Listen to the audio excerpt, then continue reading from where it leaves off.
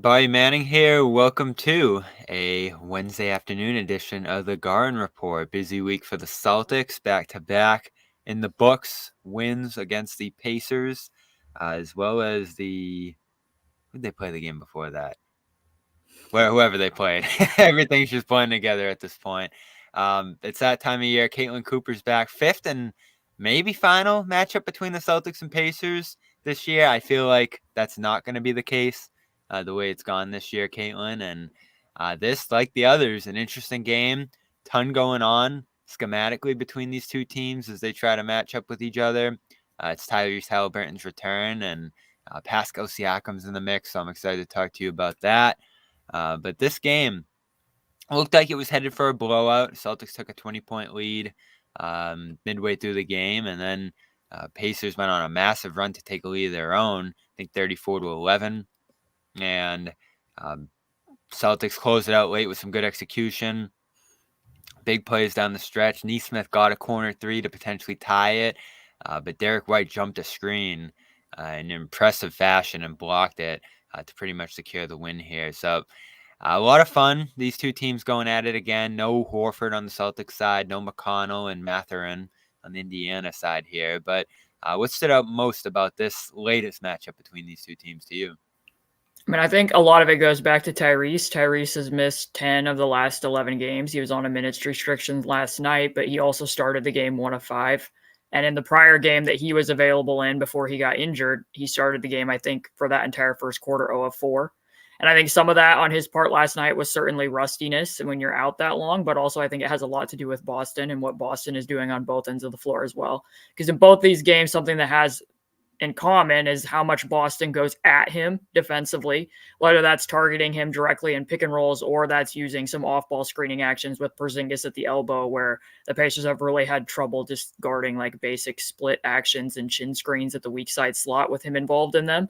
And then also at the other end of the floor, more than any other team, Boston really tries to force him to his left. And you could see last night, I have a tweet out there with the numbers on it, but that the Pacers were very proactive, knowing that that's what Boston had done in the prior matchup. So they were running all of the screens basically for Tyrese to go downhill to his left so that he could still access the screen instead of having a screen on his right that Derek White was weaking and then getting those, dominant hand contests on Tyrese getting to his floater. So like, just for people who are listening, the numbers on that, like typically the Pacers run 21.6 picks per 100 possessions for Tyrese to drive to his left. Last night against Boston, that number was 36.7. So obviously like a really big jump where he's going downhill to his less natural hand, which I mean, he's capable of stopping and popping going to his left. But like I said, he is so floater dependent that when you get into mid range and you're weaking somebody like Derek White then can have a dominant hand contest, and he's not as good finishing when he gets downhill with that hand either. So it really kind of reoriented what the Pacers are doing. And that's something that Tyrese is going to have to continue to work through if this were a series headed into the playoffs at some point. Yes, and the offense, it's going to be there for this team when he's out there, especially. I'm interested to see how him and Siakam start to bond in terms of their partnership going forward. Like some of the stuff they did in the game with Siakam in the games coming into this one here. But the defense, 81 in the first half, which was something. Yeah. Celtics were able to get to the rim pretty much at will against, that more three-point oriented Pacers defensive scheme there. Felt like they switched that up a little bit in the second half, told Boston to 48 and come back and almost win this game. So that's certainly a work in progress here. And it was funny talking to Rick before the game. Just wanted to get his thoughts on just Indiana kind of being ahead of schedule. And he's like, that's fragile. Like everything we're doing this year is really fragile. And he did not like the Memphis game, in terms of what they did early in that game. And then they end up winning it, win 3 straight going into this one. But then you go out in the first half and give up 81 to the Celtics here, which, that's still the biggest thing with this Pacers team, especially as others in the East are starting to hit their stride a little bit, whether it's New York, Cleveland, getting on a roll here. They're going to probably, without some defensive strides here, be in the lower rung of that Eastern Conference hierarchy. And the defense and how much they can continue to improve in that aspect is probably going to be that barometer for how high they can get in the East. And in that case, the odds that they move on to a second round out of that first round series, whatever your expectations were coming into this year. Yeah, I mean, I think in the first half, some of it defensively was like make the adjustment where the Celtics just quit making every single shot. And that's kind of Yeah. what happened to Boston at the start of the third quarter. Like, that's not in-depth analysis, but there was definitely some hellacious shot making going on. Also, just some kind of 65%, right? Something ridiculous like right. And that. then, some basic execution stuff from the Pacers that they just needed to clean up. Like Aaron Nesmith just quite simply cannot duck under 2 double drag screens for Derek White and then just give up an open shot for Derek White. And then also just matchup wise, I was a little bit surprised. I guess not completely surprised because Siakam's offense was going to be important in this game, but that they had Nesmith on Tatum to start that game and Siakam on Jaylen Brown. Because just stylistically, like to me, Tatum is so much better than Brown with his upper body at controlling those matchups and being, a little bit more strength based, whereas Jalen's smaller and he's more agile. And you could see that that was affecting both of them because Siakam gave up a screen rejection and 2 angles to Jaylen Brown to get to the rim. And Nesmith's somebody who likes to really be an irritant. Like he's going to pick up full court and he's going to really pressure and get under people's skin. But then Tatum's able to use his upper body to get around Nesmith. So I tweeted at halftime, I'm like, they're going to need to flip-flop that matchup. And sure enough, they did coming out of halftime. And I thought that was a little bit better. It wasn't that Siakam completely locked down Tatum, but during that run that you mentioned, I think Tatum only had 2 shots. And one of them was him getting downhill. He had a nice play to Porzingis getting downhill out of the pick and roll. But, that's a difference too, because the Pacers were switching a lot of that in the first half. So Tatum was kind of destroying Jalen Smith and Miles Turner out on the perimeter. And the Pacers really don't want to have to go blitz that because Boston's such a good 3-point shooting team and you don't want to put yourselves into rotation. But I thought adjusting that matchup certainly helped in the second half. And that's been something that the Pacers are still tinkering with. You can tell in a lot of games that they're not entirely sure how they want to use Pascal completely defensively yet and what types of matchups are going to suit him better. So I thought that was a good adjustment that they made.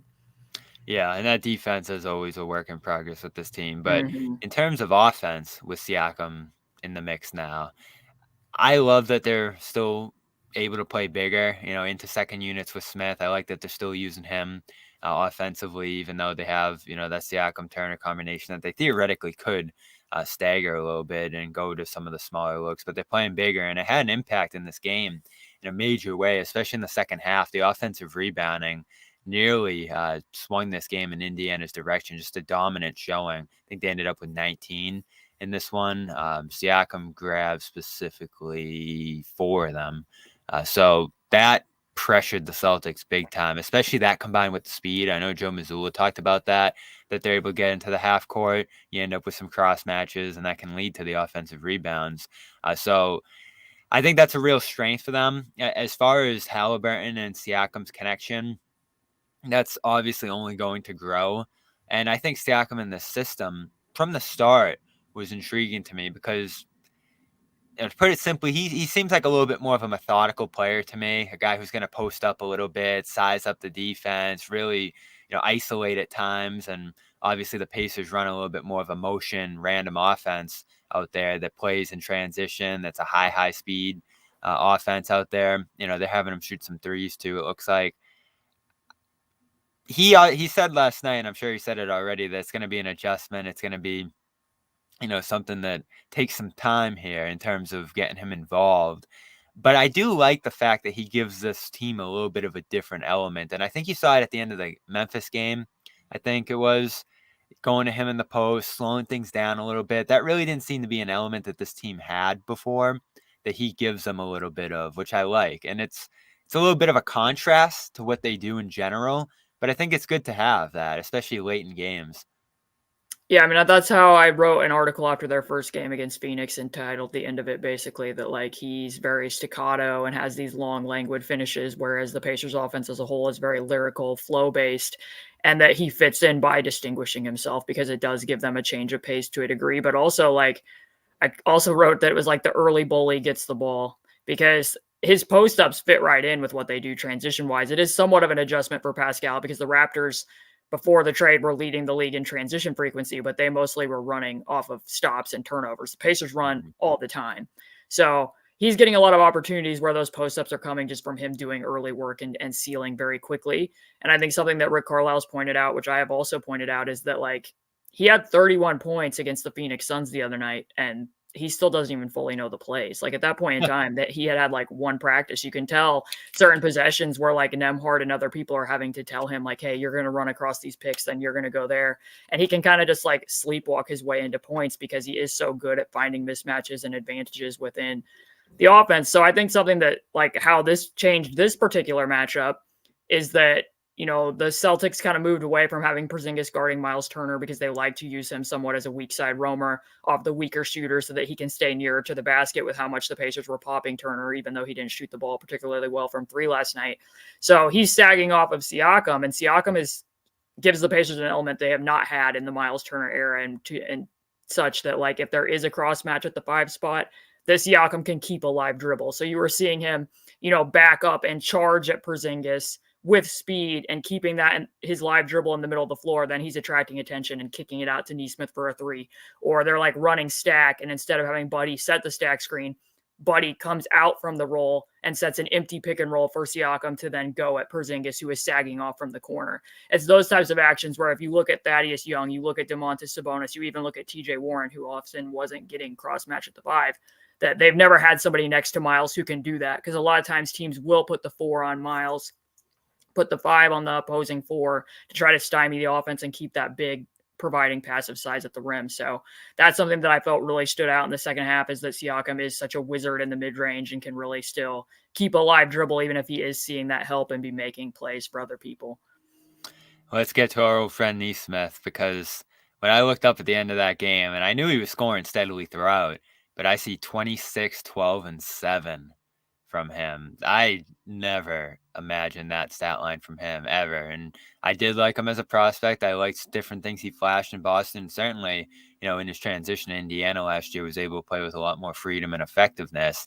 But now attacking off the dribble, dumping off to guys at the lane, making those decisions at the rim, it's mind-blowing to me how far he's come. And you look at him now and just say he's a rock-solid NBA starter at this point. And to get that out of this trade, and then obviously the little extra juice he obviously always brings against Boston. I know Tyrese talked about that last night. It's awesome. And you talk about the energetic defense, him just trying to get under guys' skins. He brings all of that. And, I thought one thing Tyrese said well last night is that every team needs a guy like that. And for him to not only bring those things to the table, but then in crunch time, to kind of be leading things a little bit, going to him, to get downhill and in the corner on a set play to tie the game. That's just awesome to see. And I know a lot of Celtics fans are salty at some of the stuff he's saying and all of that, but if you just like this guy, and I really did when he was here, you feel great about where he's gotten there in Indiana. And I feel like we've talked about it every time we've caught up here, Caitlin, and every ensuing time we talk, it feels like he's made even bigger strides. This was just a monster game from him. Yeah, I mean, it certainly helps that he's shooting the heck out of the ball this year. He's up like close to 45% from 3. That's very And that's helpful. who he was supposed to be coming into the league. Yeah, and then but what you mentioned there about the off the dribble game is the big one, and especially the drop off passes. And he had 2 of those because like he had 7 assists last night. Like not all of those were him creating an advantage or an advantage assist. Some of it was just him standing on the perimeter and it's like, oh, I reversed the ball to Buddy Hield. Throwing a Siakam to his right, yeah. To the above the break 3. Like that wasn't necessarily him creating anything, but he did have 2 where he was downhill and made a pass off of a live dribble. And that's something that's just come on kind of recently because like on the year, I think on his drives, he's only had 10 interior passes off a drive. So that's something that's just kind of creeped up here of late, where he's making just the simple, easy reads and recognizing that a little bit better. So, yeah, I mean, it's important because sometimes, like I said, they're still tinkering to try to figure out which matchups suit which of these guys the best. Because there's been games this year where, like, Nembhard kind of struggled with Jamal Murray. They come out after halftime and Nesmith's picking Jamal Murray up full court and really showing a lot of screen navigation. Sometimes him defending at the point of attack can be a little bit better just because of length, and Nembhard is sticky, but sometimes they need to flip-flop that depending upon that specific play styles of the people that are out there. So I liked him better on Jaylen Brown in the second half, and certainly just everything that he continues to add as a floor spacer. And like what Tyrese said, he definitely is the guy, which I'm sure Celtics fans are familiar with, that no matter what you ask him to do, he's going to do it. He's going to do it at 100%. He's going to run through a brick wall and probably crash into the sidelines a few times while he's doing it. Yeah, You expect that from him. And this team, now, you look at it after the Siakam trade, you can go double bigs, you can go smaller. There's shooters, there's guards, there's perimeter defenders here. There's a 6-man, volume scorer, shooter kind of guy in Mathurin here. This team just looks pretty complete at this point. And not that Siakam's the final piece on a championship team necessarily here, but they just have everything they need, and they go deep into the lineups a lot of nights, which I like because you're able to just kind of get a little something out of everybody. I saw in that Memphis game, they went all the way down to Isaiah Jackson, who gives you a little bit of a different look at the 5 there. So there's just so much on this roster. And obviously this isn't a league where necessarily depth wins. The deepest team in the league is not going to win every year. But I just love this roster and where it's at now. And I'm sure there'll need to be some more tinkering into the future to get it to a championship level here. But whether it's Haliburton and McConnell, who they've held on to, and I know teams around the league have liked, but he just continues to add a nice element to this group. And then, Mathurin, whatever strides he continues to make, keeping Hield around, maybe that's still a piece that they end up flipping at some point for an upgrade if they can find one. But after it looked like they were going to move on from him early in the season, he's stuck on and continues to look good to me out there. And then Turner and all the big man depth. This roster just has a lot, which can be a good and a bad thing, but they've made it a good thing. And I don't. Do you feel like this is kind of the complete product here, and these guys just continue to grow naturally at this point around what Siakam's going to bring, or do you think there's going to be more moves, tinkering, even leading up to next week? The depth thing's definitely an interesting one, right? Because typically we think about playoff rotations getting shorter. And that was something that I had looked at like right before they had traded for Siakam, that if you looked like a lot of nights, you would know Tyrese and Miles Turner most likely are going to be in the closing lineup. Who are the other 3 people? And a lot of times Aaron would be one of them. Who are the other 2? You don't definitively know. And to some degree, that's a good thing because you do have the versatility and the flexibility to plug different people in depending upon who has it going or what suits the matchup better. But also I think you kind of like to know going into a game that like, I definitively know that I want that person out there at the end of a game. And you definitively know that you want Pascal Siakam out there. So I think that that's important. And I do think that the pace that the Pacers play at is special. It's very hard for teams to play them on any given night, especially just like what Boston did last night on the second night of a back-to-back. That's hard because they're going to come at you and they're going to play very fast, both in the half court and in the full court. And I'm sure that, like, I don't know if Joe Mazzulla talked about this after the game, but Boston threw a lot of token full court pressure at them last night. That's not because they want to force a lot of turnovers. The Pacers only had 8 turnovers. They want to do that to choke out the clock. And that's tiring for teams to have to do that and really be picking them up to slow down what they're doing. But in order to do that and to maintain that pace, part of it is because the Pacers have such a deep bench and they can throw so many people out there. So when they get into so when they get into the playoffs, will they still be willing to play that deep so that they can maintain that pace? And what other means will they come to maybe artificially inflate and maintain what their pace is and how that gets shaped around Tyrese? Because another thing about Boston, like I mentioned off the top, is how much they attack him from the get-go of games. Most teams do not do that. A lot of times you won't see them really start hunting him until the fourth quarter, the teams that have done that. The Celtics do it from the beginning of the game because they know how important he is offensively, in addition to the advantages you might find yourselves as a scoring team by doing it. So, how are they going to be able to maintain that? And will the coaching staff be willing to play, 10 deep in the playoffs? That's something that I think is definitely interesting. But going into the trade deadline, people know I'm still pretty supportive of Buddy Hield. I think he meshes really well with Pascal. I think that Buddy's the best movement shooter that Pascal Siakam's ever played with. I think that there was things like even what I mentioned before last night, like just pulling Buddy out of a stack screen and letting him set an empty touch screen for Pascal to go at a mismatch on the empty side of the floor. Like those types of things Buddy helps facilitate.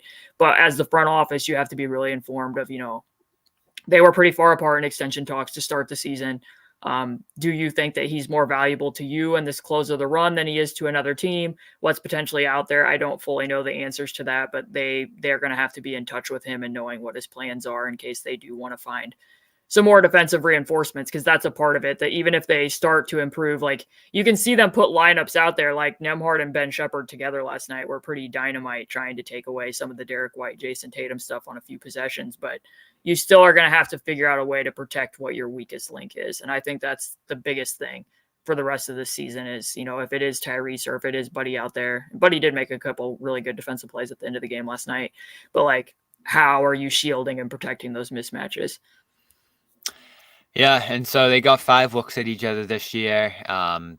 Celtics just blow them away in that first one without Haliburton out there, put up 155. And that's kind of where the Pacers defense was to start the year.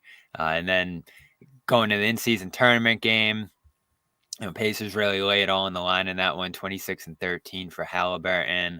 Celtics played that game without Porzingis, which I thought was a factor there. So they lose that one by 10. Win the third one with 8 threes from Tatum. Porzingis went down pretty early in that game, poked in the eye, but they still find a way to win that one. And then Pacers come back in the next game, play well, goes down the wire, controversial call at the end. But, all those double-figure scoring efforts and great shooting in that game, 48% from 3. So they steal that one. And then last night, probably the most contested, well, right up there with that last one in terms of contested battles between these teams this year. So you mentioned the pace.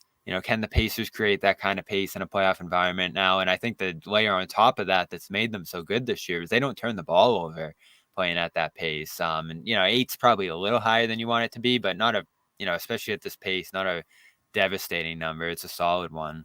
So they to me, you never know first time going into the playoffs for a group like this. Siakam adds some experience and, legitimacy to their case, I think. A lot of it's going to be what matchup they end in. I know we were talking a little bit about how that Bucks matchup's interesting in a different way for them, despite the effectiveness they've had in that one this year.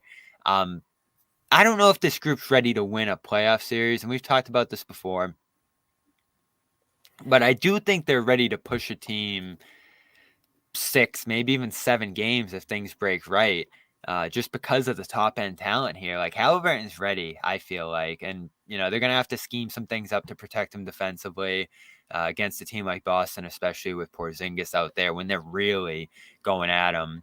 But offensively, with Siakam, with Haliburton, if they're able to grow and develop a chemistry there, and these role guys continue to play well. The Hawks took the Celtics 6 games last year, and I know that was mostly because the Celtics didn't play well in that series, but Indiana can do that to me, especially if they can get up into a 4-5 matchup where it's a little bit more even. I mean, I give them a solid chance in a first-round series, depending upon who it is. Yeah. I mean, I if you're the Pacers, I don't think you make this trade for Siakam if you don't think that you have a really good chance of getting out of the first round. That's a good point. Yeah. I mean, yeah, they're somewhat middling picks, but you still gave up 3 firsts. Like you're still taking a chance on being able to retain him in the summer, even though Siakam seems like he's very amenable to doing so and staying put in Indiana. It's still a chance. And like, I think that they give themselves a chance with Pascal defensively. Yeah. As you mentioned, there's still a lot of issues, just as I had also mentioned. And in this matchup with Boston, like by comparison to Milwaukee, I told you off the top that like, yeah, the Pacers have had a lot of success in that. I will say to couch it a little bit that the Pacers game planned those games much more like playoff games than the Milwaukee Bucks did. Obviously, they haven't seen the Bucks with the coaching change either, but that matchup mostly boils down to, will Milwaukee's transition defense continue to be just like absolutely horrid? And can the Pacers, how many bodies can they throw at Giannis and be successful with that? That's basically the answers, because they have no one who can guard Tyrese over on that side of things. The Celtics have a lot more things that they can throw at the Pacers, and like that's why I love watching these games so much, because it just gets progressively more weird pretty much every game that you watch. Like in the prior game when Tyrese was out, they were checking TJ McConnell with Kristaps Porzingis and Luke Cornett, and those weren't cross matches. That was literally the matchups that Joe Mazzulla wanted, and TJ kind of did a pretty good job of attacking and gnashing that. But like last night, they had Drew Holiday at the 5.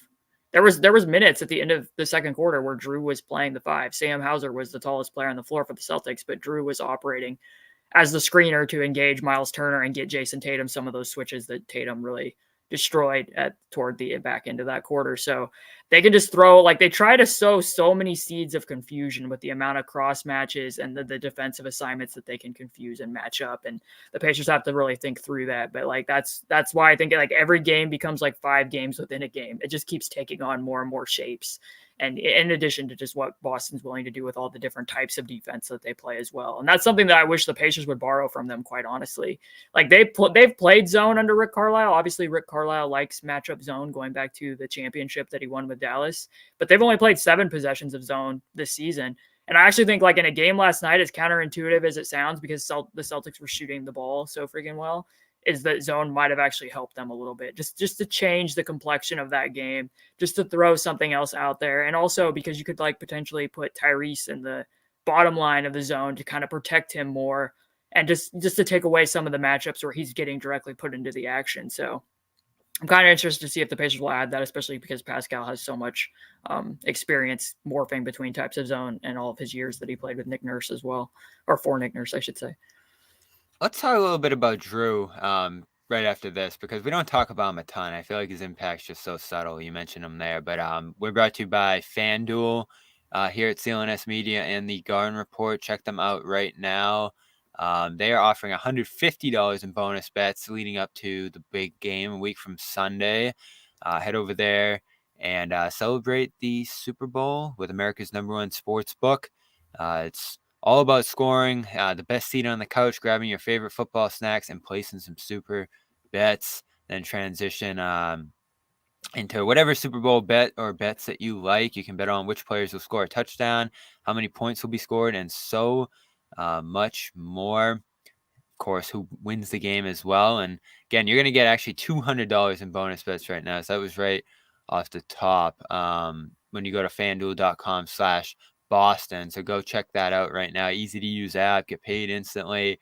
Go look through all the lines, futures, and everything else, whether it is the big football game coming up or basketball futures, basketball being played each night.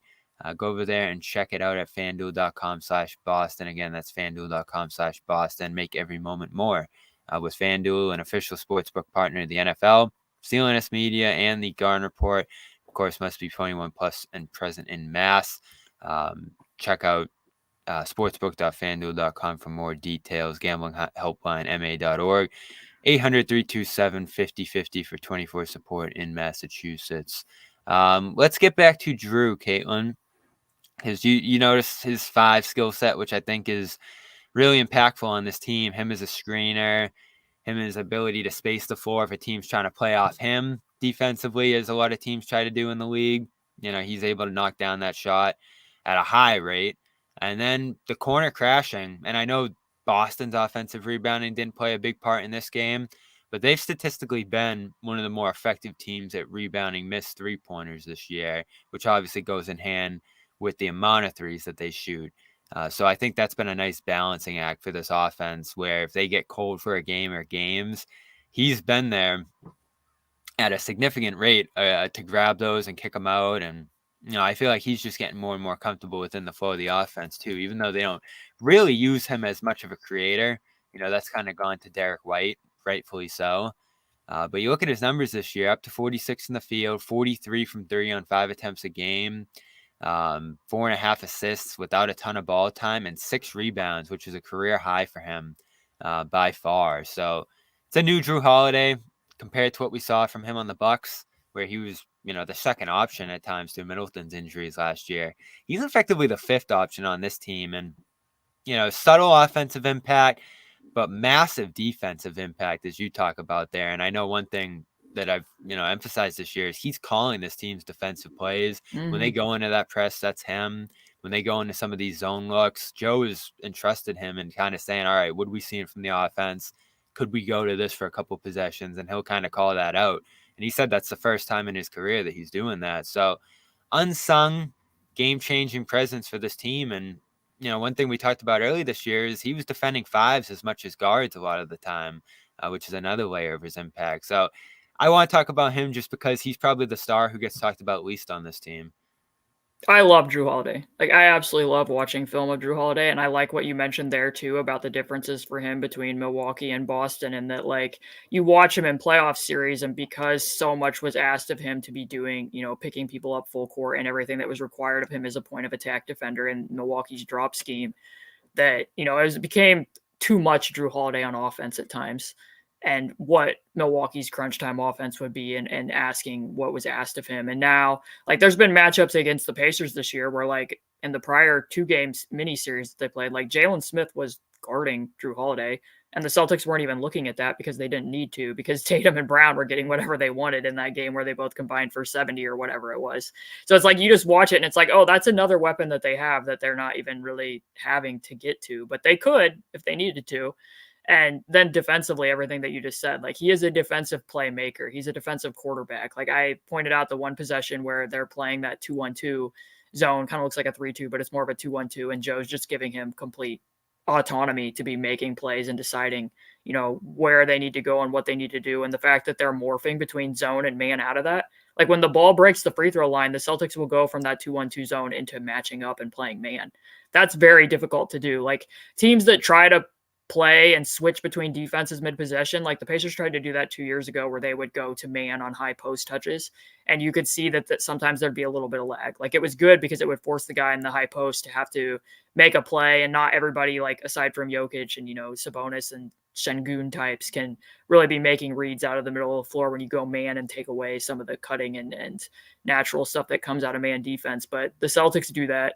And it's all based around Jrue Holiday making those types of calls and knowing where to be. And yeah, like you and I did talk about that, like just being able to put Jrue on Joel Embiid and just give Joel Embiid a different look, and then being able to come and double with Porzingis so that those kick out passes have to be, high arcing so that people have more time to recover. Last night, that wasn't quite as successful. I saw that the Celtics tried guarding Siakam from the get-go with Jrue and did a little bit more of that in the second half, and they went away from it because Siakam isn't as good as Joel Embiid, obviously, but one thing that Siakam does have is you can't just lean on him with an arm bar, which Drew's very much like strength-based when he gets those types of mismatches. And because Siakam's so shifty, it becomes a lot harder to just lean on him. So he was still being able to get around. But no, like Celtics fans, if you're listening to this, I love Jrue Holiday. Like I know that the Pacers really like him too. They always sing his praises. Several players on the roster, like Andrew Nembhard and others, will be like, I watched film of Jrue Holiday because I want to improve and be able to play like him. So I think that was a great pickup for the Celtics over the summer. Yeah, kind of surreal that he's here, especially being on the other side of that rivalry in the East at the top there, two most talented teams in recent years. And it's very strange that he ended up here, but it's made a big impact. And it's kind of completed the team here. And I think this team probably is complete. We had that conversation with the Pacers earlier in the show. Do the Celtics need anything here?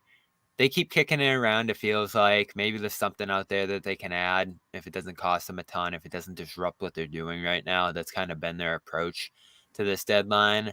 If they're healthy, I think their rotation's kind of set. And if we're going to stack up concerns about this team, the bench, despite entering the year pretty high on the list, has actually settled pretty low in terms of concerns. And you saw in this game, big shots from Hauser and Pritchard at different points. Keita, who came through with the big jump ball dunk in the fourth quarter and had a few decent moments too. And that's your fourth center effectively who's giving you solid minutes at different points on a two-way deal. So, I've said it on our show, Caitlin, I feel like we haven't complained about the bench here since like November. Like they've just been solid every night. And a lot of them are unproven in terms of playoff guys. Hauser's never really played real playoff minutes. Pritchard played a little bit in that finals run, but not a ton. Cornette hasn't. So could you use a proven guy off the second unit? It'd be ideal, right? But when you have so much money invested in the starting lineup, when you have so much talent there, it'd kind of be a luxury to have something like that. And it would cost you a lot probably to do that too. So I'd have to imagine they're going to stand pat at the deadline. Is there any names or just any skill set you'd like to see added to this team? I feel like maybe they've missed Grant, a guy like that, in a couple of different spots this year. I know they're trying to turn O'Shea Brissett into that as we've kicked around. Not necessarily the same player, a few overlapping skills there, same position, I guess. But that probably to me would be the biggest need on the roster. But again, how much do you want to pay in terms of picks? How much luxury tax do you want to add to this roster? How much do you want to disrupt what they're doing, which I think is a big thing Brad Stevens has talked about right now, especially when the bench probably just isn't going to play that much in the playoffs, in contrast to what Indiana might do. Yeah, I mean, I think that the Celtics roster is pretty complete, and I think what you said at the beginning is the key part. Like, even what they did in the in-season tournament when Porzingis didn't play against the Celtics, that was telling, because it's like the in-season tournament isn't the tournament for the Celtics. Like, Porzingis ended up playing, I think, in the next game after that, but he didn't play in that one because you're trying to play the long game with him. You definitely, after making that trade, want him to be able to be available. can't think of a specific name off the top of my head that I think would necessarily round out the roster. I know Peyton Pritchard has made some strides this year with his, maintaining a live dribble in the paint. Sometimes he can be a little bit frustrating. Like I remember in the in-season tournament, like Tatum had some pretty favorable switches and Pritchard kind of got ahead of himself and was looking That for happened in some that of his Clippers game too. some of his own shots where I think that you probably are going to want him to tame some of that back, especially when you're in the playoffs. But like, I really like the Celtics roster. I think that they're the favorites in the Eastern Conference. So I don't know that I would be doing a whole heck of a lot of tinkering unless it was just 100% no brainer.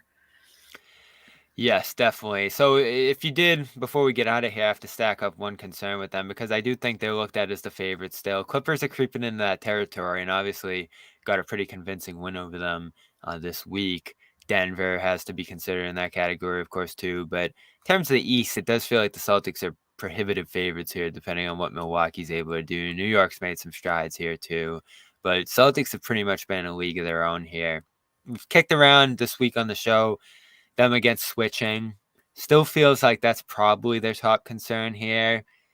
Their inability to draw free throws, to me, is up there as well in most games here. And then, of course, just the three-point reliance in general. Not as glaring as last year, but it's still a thing. Like, if you go cold for a series, do you have enough variety? Porzingis obviously brings a little bit of that. So I think that's what pushes this down the list a little bit further. They've added a post-up element to the offense, too, that's been pretty good. So that's not as concerning a year ago. But if you had to list your biggest concern in terms of this team potentially falling short of a championship this year, thing they need to improve on most to get to that level, what would you look at? Yeah, I mean, I think that the 3-point reliance is certainly one of them and the free throw stuff because if you do hit a cold stretch, like it doesn't show up as much maybe perhaps against the Pacers. Perhaps the Pacers are a good matchup to bring that out of them because they are such a defense that gears around limiting 3-point But attempts and allowing but people to pierce it. the big thing that stuck out to me in the Pacers series, obviously the Pacers foul like more than any Mhm. other team, but they've, especially early in a few of these games recently, have really struggled to get to the free throw line against Indiana. So I think that sticks out to me more than anything is they got to figure out a way to get there more often because that can be another balancing act with the three-pointer. Yeah, because I mean, if you look at the second spectrum and you look at the numbers, they're not very high in drives, and secondary drives either. So that just being able to put the defenses into rotation and not be taking as many of the like the tough contested pull up 3-pointers rather than like I mean you can see this sometimes with Tatum. Like Tatum's been spectacular against the Pacers, but like there were possessions in the prior games where like he gets a switch against Miles Turner, completely loses them with an escape dribble where he could maintain that live dribble and just take that lane to the rim, and instead he takes a three, which I mean he did make it, but like I think in the long run you would prefer that he puts that on the deck, and then if he gets and sees the help, that then you're putting a team into rotation and getting the secondary drives and the cuts off of those secondary drives. So I do think that that's something out there, but like I said, I it's hard to nitpick this team. I really like the Celtics, and I think that they're going to have a lot of success in the playoffs this year. Pacers currently the 6th seed. Obviously, Miami's sliding quite a bit here, so opportunity for the Pacers to get a little higher in the conference. I know Embiid's dealing with some injuries right now, so the Sixers on a bit of a skid right now too.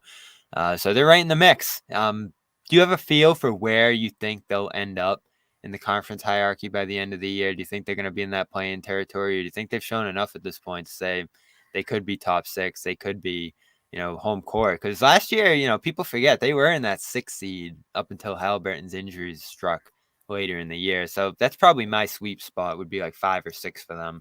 I think that's where you have to hope that they land and get. I think they need to avoid the play-in tournament, and certainly some of that will depend on how Tyrese continues to manage this hamstring issue and whether he can stay healthy and be out on the court. But yeah, I think that you're looking at the 5-6 hole. That's what your hope is.